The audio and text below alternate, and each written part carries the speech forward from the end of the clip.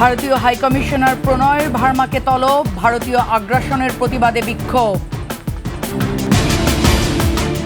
ঢাকায় ভারতীয় হাইকমিশনের নিরাপত্তা জোরদার, আগরতলায় হেনস্থার শিকার বাংলাদেশিরা। 21-এ দখল করে বুলবুল নিশোর লুটপাটের মচ্ছব, বস্তা পচা নাটক, অনুষ্ঠানের নামে চলত কমিশন বাণিজ্য।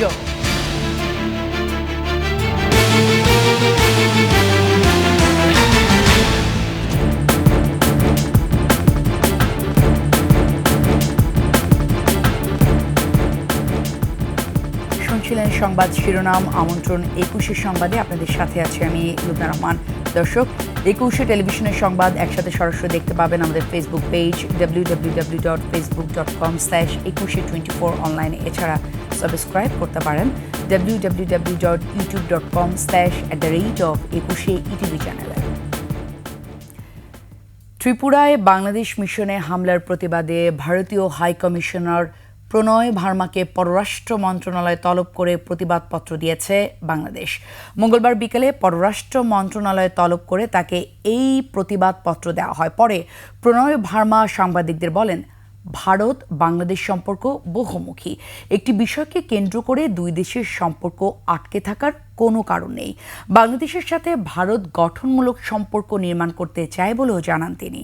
নাহিদ সিরাজ নিমি রিপোর্ট। ভারতের ত্রিপুরার রাজধানী আগরতলায় বাংলাদেশের সহকারী হাইকমিশনে হামলা চালায় হিন্দু সংঘর্ষ সমিতি। স্থানীয় আইন প্রয়োগকারী সংস্থার সদস্যদের উপস্থিতিতেই তারা বাংলাদেশের জাতীয় পতাকা অবমাননা করে এবং সহকারী হাইকমিশনের অভ্যন্তরে সম্পত্তিরও ক্ষতি করে। এই হামলাকে পূর্ব পরিকল্পিত বলে উল্লেখ করে ঢাকা। দায়ী করা হয় আইন শৃঙ্খলা বাহিনীর নিষ্ক্রিয়তাকেও। এমন প্রেক্ষাপটে মঙ্গলবার বিকেলে বাংলাদেশে নিযুক্ত ভারতের হাইকমিশনারকে তলব করে পররাষ্ট্র মন্ত্রণালয়। বিকেল 4টার দিকে সেগুন বাগিচায় যান প্রণয় ভার্মা।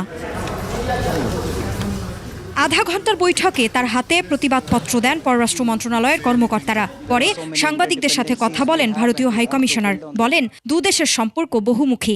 একটি বিষয়কে কেন্দ্র করে দুই দেশের সম্পর্ক আটকে থাকার কারণ নেই।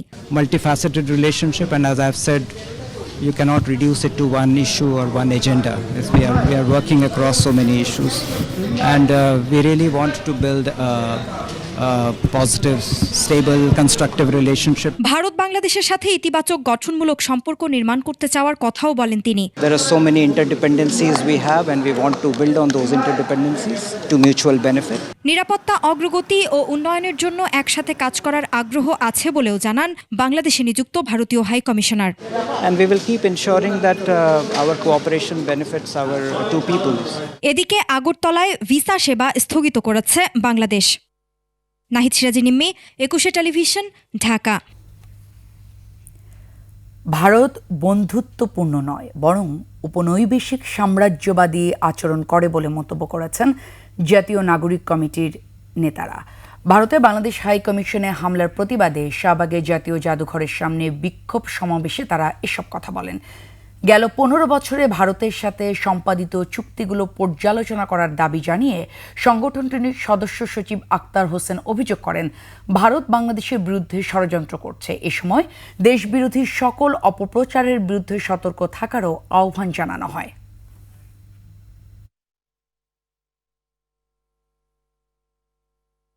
ভারতের আগ্রাসী যে কূটনৈতিক সিদ্ধান্তগুলো আমাদের উপরে চাপিয়ে দেওয়া হয়, বাংলাদেশের মানুষ শুধুমাত্র তারই বিরোধিতা করে।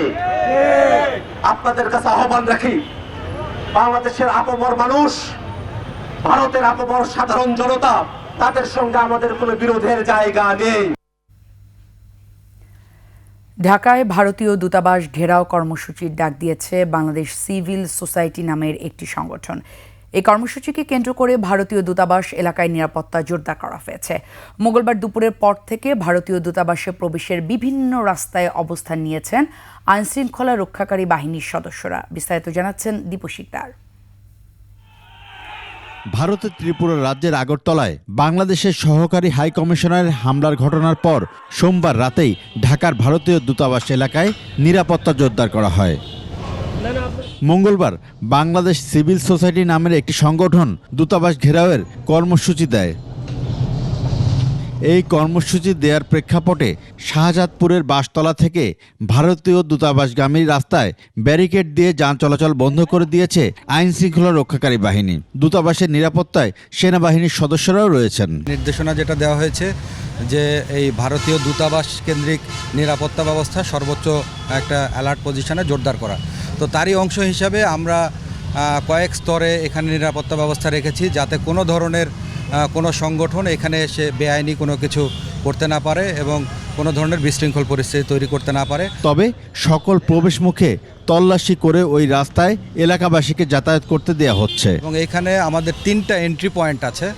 এই 3টা এন্ট্রি পয়েন্টেই আমরা আমাদের সর্বোচ্চ সিকিউরিটি অ্যালার্ট রেখেছি, যাতে কোনো ধরনের বেআইনি কোনো বিশৃঙ্খল পরিস্থিতি তৈরি না হয়। আমরা সর্বোচ্চ সজাগ আছি। দীপু শিকদার, 21 টেলিভিশন, ঢাকা। ভারতের আগারতলা থেকে ব্রাহ্মণবাড়িয়ার আখাউড়া স্থলবন্দরে ফিরে আসা যাত্রীরা সীমান্তের ওপারে হয়রানি ও হামলার অভিযোগ করেছেন। তারা জানিয়েছেন তাদের কাছ থেকে টাকা পয়সা ছিনিয়ে নেওয়া হয়েছে, হোটেল থেকে জোর করে বের করে দেওয়া হয়েছে। ব্রাহ্মণবাড়িয়া প্রতিনিধি মীর মোহাম্মদ শাহিনের তথ্যচিত্রে ডেস্ক রিপোর্ট। আখাউড়া সীমান্ত অভিমুখে বিজেপি সমর্থকদের লং মার্চ কর্মসূচিকে ঘিরে সীমান্তে দিনভর ছিল উত্তেজনা। এ অবস্থায় বিজেপির পক্ষ থেকে জোরদার করা হয় নিরাপত্তা। ভারত থেকে আসা যাত্রীরা জানান, রোববার থেকে আগরতলায় কোনো বাংলাদেশি যাত্রীকে হোটেল ভাড়া দেওয়া হচ্ছে না। অনেকে নানা হেনস্থারও শিকার হয়েছেন। 1-200 লোক জয় শ্রীরাম করে বলে ঢুকিয়া আমার শাড়ি টাড়ি সব ছিঁড়ে ফেলছে, নাম সাইনবোর্ড ভেঙে ফেলছে, আমার ক্যাশের বেচা বিক্রি টাকা লুটে নিয়ে গেছে। নিয়া বলে বাংলাদেশি কই এদের বয়ে আমরা মেলার পিছনে বাথরুমের আউলি পালাইছিলাম। পরে রাত্রে গিয়ে হোটেলে থাকার পরে আমাদের হোটেল থাকতে দেয় নাই। 12:30 জন আমাদের সকাল হইয়া পারে পড়লাম। যাত্রী খুব কম পারাবার হচ্ছে আর কি। ওই ইন্ডিয়া বাংলাদেশের যেই একটা খবর প্রচার হচ্ছে না, রুম টুম পাওয়া যাচ্ছে না, এই জন্য আমি চলে এসেছি। যদি থাকে যদি রুম টুম না পাওয়া যায়। গুরুত্বপূর্ণ এই বন্দর দিয়ে পণ্য রপ্তানি স্বাভাবিক থাকলেও মঙ্গলবার যাত্রী পারাপার অর্ধেকে নেমে আসে। অন্যান্য দিনের তুলনায় অর্ধেকের কম যাত্রী আজকে পারাপার হয়েছে। আমদানি রপ্তানি স্বাভাবিক ছিল।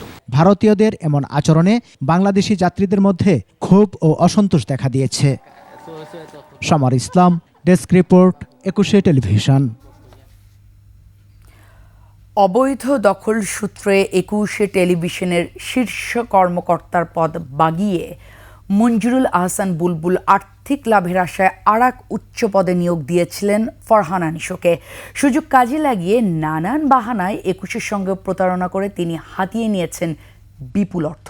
অভিযোগ রয়েছে 21-এর তৎকালীন অনুষ্ঠানের প্রধানের হাতিয়ে নেয়া কোটি টাকার ভাগ নিয়েছেন মঞ্জুরুল আহসান বুলবুল। সেই নারী সহকর্মীকে ব্যবহার করতেন নিজের স্বার্থে।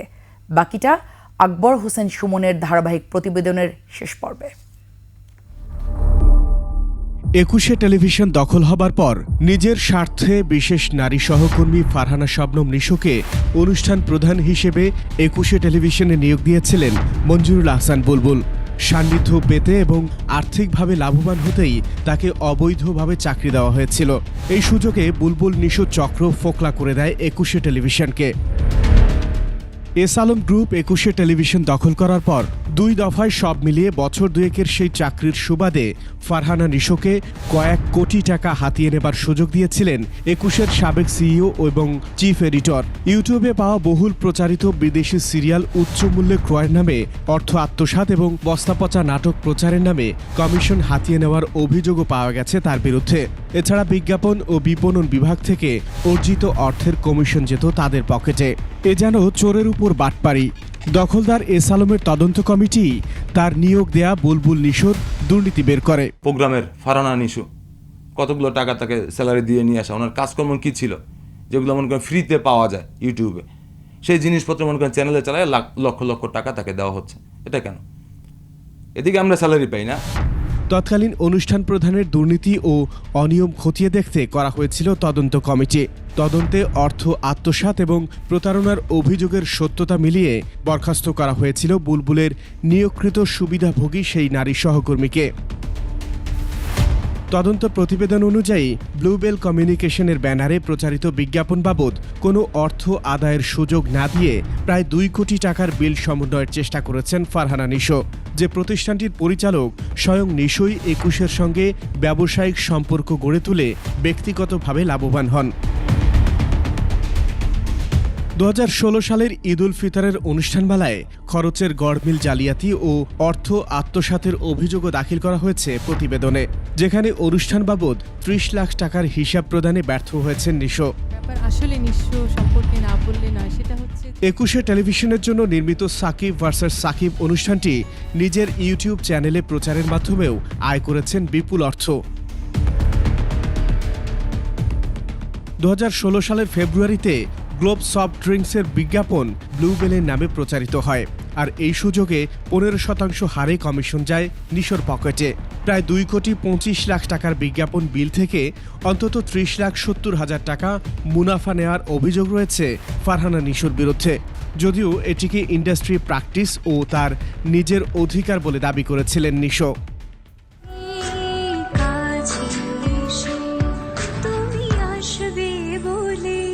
নিজের প্রতিষ্ঠান থেকে নির্মিত তুমি আসবে বলে নাটকটি 1,46,00,000 টাকা ক্রয় মূল্য দেখিয়ে মুনাফা করেছেন 56 লাখ টাকা। 2016 সালের ঈদ উল ফিতরের অনুষ্ঠানমালার জন্য প্রায় 2 কোটি টাকা বাজেট করে অগ্রিম উত্তোলনের 60,33,000 টাকার ভাউচারেও গড়মিল করেছেন তৎকালীন অনুষ্ঠান প্রধান। ঈদের আনন্দ কখনোই আসলে ফিকে হয় না, কমে যায় না।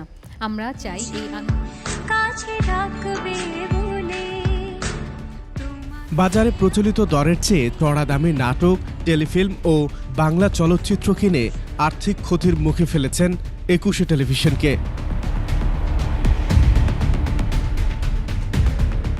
ঈদুল আজহার অনুষ্ঠানের খরচ থেকে 92,33,000 টাকার সমন্বয় করতে পারেননি তার দেওয়া হিসেবে। ভালোবাসার দুজন, ভালো লাগার দুজন মানুষ আমাদের সাথে আছেন। ঈদের সপ্তাহ জুড়ে প্রচারের লক্ষ্যে 42 লাখ টাকায় কিনেছিলেন 7টি পুরনো বাংলা সিনেমা। প্রতিটি সিনেমার জন্য 6 লাখ টাকা খরচ দেখানো হয়েছে, যার প্রতিটির বাজার মূল্য 50,000 টাকা হিসেবে আসে মাত্র 3.5 লাখ টাকা। এসব বিষয়ে কথা বলতে নিশোর মগবাজারের বাসায় গেলে জানা যায় কয়েক বছর আগেই এখানকার ফ্ল্যাট বিক্রি করে চলে গেছেন গুলশানে। ফারহানা নিশু প্রায় 15 বছর এখানে পরিবার সহ ছিল, বুঝছেন। তারপরে 6-7 বছর ওনারা চলে গেছে ফ্ল্যাট বিক্রি করে। গুলশানের এই ভাড়া বাড়িতেও পাওয়া যায়নি তাকে। ফারহানা নিশু আপু উনি 5-6 বছর ছিলেন আমাদের এখানে, এরপরে উনি গুলশান অন্য কোথাও চলে গেছে আর কি। টেলিফোনে পাওয়া গেলেও কথা বলতে অসম্মতি জানান তিনি। অভিযোগ, নিশোকে নিয়ে 21-এর অর্থ লুটপাট করতে একটি চক্র গড়ে তুলেছিলেন মঞ্জুরুল হাসান বুলবুল। তাই নিশোর দুর্নীতির বৈধতা দিতে প্রতিটি অনিয়ম, হিসেবের গড়মিল এবং প্রতারণার অনুমোদন দিয়েছিলেন 21-এর সাবেক এই সিইও, যার মাধ্যমে আত্মসাৎকৃত অর্থের কমিশন লুটে নিয়েছেন বুলবুল। আমি কোনো প্রোগ্রাম পারচেজ করিনি তখন। আকবর হোসেন সুমন, 21 টেলিভিশন, ঢাকা। একটা বিরতি নিচ্ছি, যখন ফিরছি তখন অন্যান্য সংবাদের সঙ্গে আরও থাকবে। ব্যাংকিং খাতে স্বস্তি ফিরে আসছে জানালেন অর্থ উপদেষ্টা। আবার আমন্ত্রণ রাত 9টার 21 সংবাদে।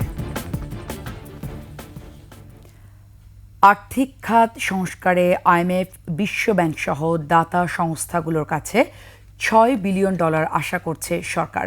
সচিবালয় অর্থ উপদেষ্টার সাথে সাক্ষাৎ করে আন্তর্জাতিক মুদ্রা তহবিল IMF এর প্রতিনিধি দল পরে ডক্টর সালেউদ্দিন আহমেদ সাংবাদিকদের জানান, IMF $4.7 বিলিয়ন দেওয়ার যে প্রতিশ্রুতি দিয়েছে তার চতুর্থ কিস্তি আগামী মার্চের মধ্যে আসবে। দেশের ব্যাংকিং খাতে স্বস্তি ফিরে আসছে বলেও জানান অর্থ উপদেষ্টা।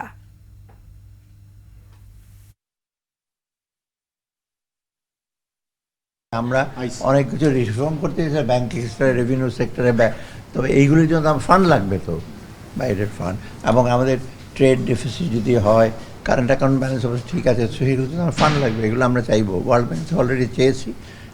আমরা এক্সপেক্ট করছি সর্বসাকুল্যে যেন ওয়াশিংটন ডিসিতে কথা বলে আসি, এবার $6 বিলিয়ন আমরা এক্সট্রা এক্সপেক্ট করছি। এরই সাথে শেষ করছি 21 সংবাদ, তবে যাবার আগে সংবাদ শিরোনামগুলো আরও একবার।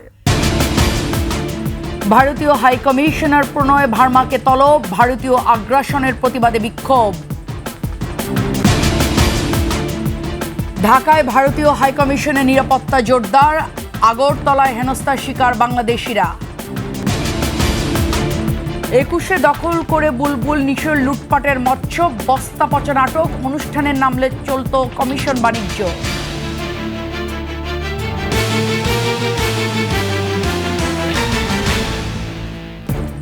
সর্বশেষ সংবাদ জানতে ডায়াল করুন 2021 নম্বরে আর ভিজিট করুন ekushe-tv.com এই ওয়েবসাইটে। ফেসবুকে ভিজিট করতে পারেন www.facebook.com/ekushe24 অনলাইনে। এছাড়া সাবস্ক্রাইব করতে পারেন www.youtube.com/@ekushe-etv চ্যানেলে। এতক্ষণ সঙ্গে থাকার জন্য ধন্যবাদ। পরবর্তী সংবাদ রাত 11টায় দেখার আমন্ত্রণ রইল একুশের।